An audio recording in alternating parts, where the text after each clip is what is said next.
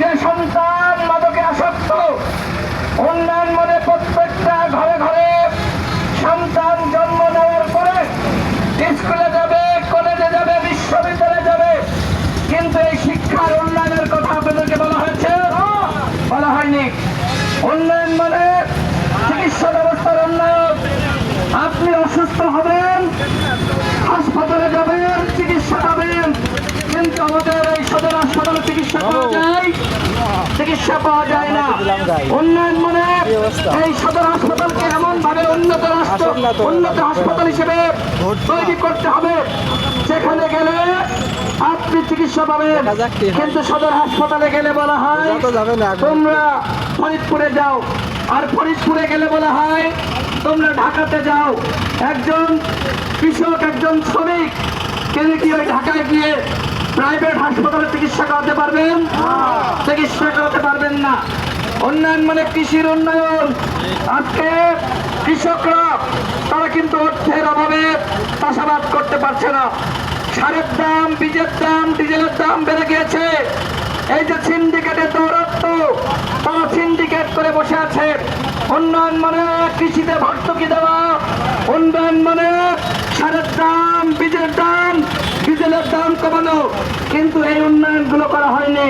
আমি আরেকদিন আসবো, সমাবেশ করব। আজকে সংক্ষিপ্ত ভাবে আপনাদের মাঝে বক্তব্য রাখলাম। আপনারা এই অঞ্চলের যারা আছেন, আমি হয়তো সবার কাছে যেতে পারছি না। আমি যেহেতু জাতীয় পর্যায়ে রাজনীতি করি, ঐক্যমত কমিশনের সেখানে সংস্কারের জন্য কথা বলার জন্য আমাদের দলের প্রতিনিধিত্ব করতে হয়েছে।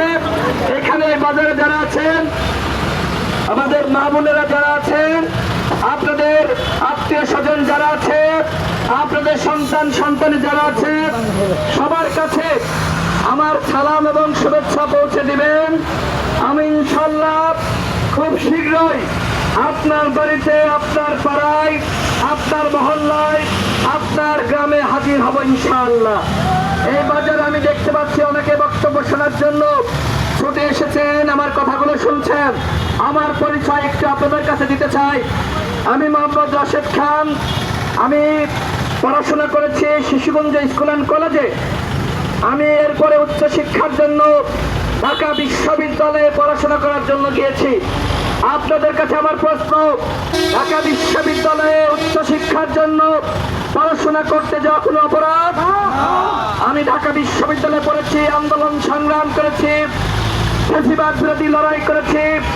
আপনারা অনেকে টেলিভিশন টকশোতে খবরে আমার বক্তব্য শোনেন।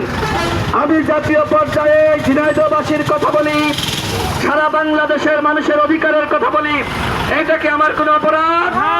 কিন্তু আপনাদের কাছে অনেকে বলে সে তো ঢাকার নেতা, জাতীয় পর্যায়ে রাজনীতি করে, টকশোতে খবরে থাকে, টেলিভিশনে টকশোতে খবরে আমাকে দেখা যায়। এইটা কি আমার কোনো অপরাধ? আজকে যখন চায়ের দোকানে আপনারা চা খেতে খেতে, আজকে আসসালামু আলাইকুম। ওয়ালাইকুম আসসালাম। আজকে যখন চা খেতে খেতে টেলিভিশন টকশোতে আমাকে দেখেন, আমার কথাগুলো শোনেন, মানুষের অধিকার আদায় আমি কথা বলি, এটা কি আপনাদের জন্য কোনো গর্বের বিষয় নয়? আমি আপনাদের সন্তান, আপনাদের ভাই, আপনাদের সহযোদ্ধা। এই দুই আসন থেকে আপনারা আমাকে ভোট দিয়ে নির্বাচিত করলে আমি কথা দিচ্ছি, শিক্ষার উন্নয়ন, চিকিৎসার উন্নয়ন, কৃষির উন্নয়ন, এবং এই যে আমাদের সমাজে আজকে মাদকে সয়লাভ হয়ে গেছে, আজকে গ্রামে গ্রামে আমার তরুণ ভাইরা যারা মাদকে আসক্ত হচ্ছে, গাঁজা, ফেন্সিডিল, ইয়াবায় আসক্ত হচ্ছে, আমি কথা দিচ্ছি, আমি আপনাদের ভাই, আমি আপনাদের নেতা নই। যদি মহান আল্লাহ রাব্বুল আলামিন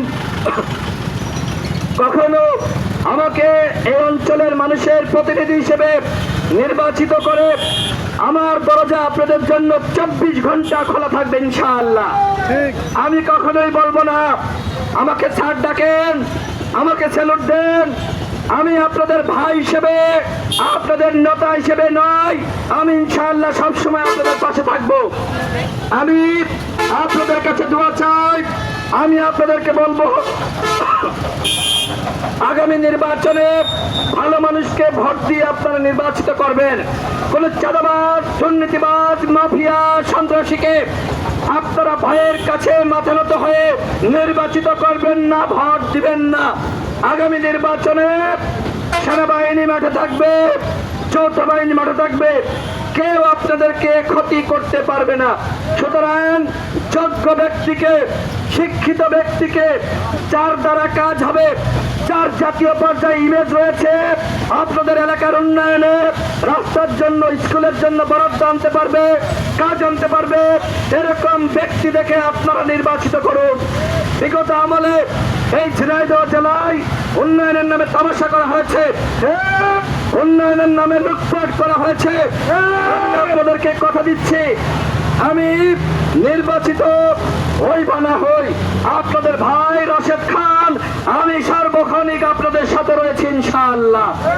এবং আপনাদের সাথে নিয়ে এই ঝিনাইদহ জেলা এবং 2 আসনকে সারা বাংলাদেশের মধ্যে 1 নম্বর আসন হিসেবে গড়ে তুলব ইনশাআল্লাহ। শিক্ষা, দীক্ষা, উন্নয়নে এই 2 আসন হবে সারা বাংলাদেশের মধ্যে মডেল আসন। এই জন্য আমি আপনাদের দোয়া চাই, ভালোবাসা চাই, আপনাদের কাছাকাছি থাকতে চাই। আমি যেটা বিশ্বাস করি, ঝিনাইদহের মানুষ আপনারা আমাকে ভালোবাসেন। অনেকে টকশোতে দেখে, যখন টকশো চলে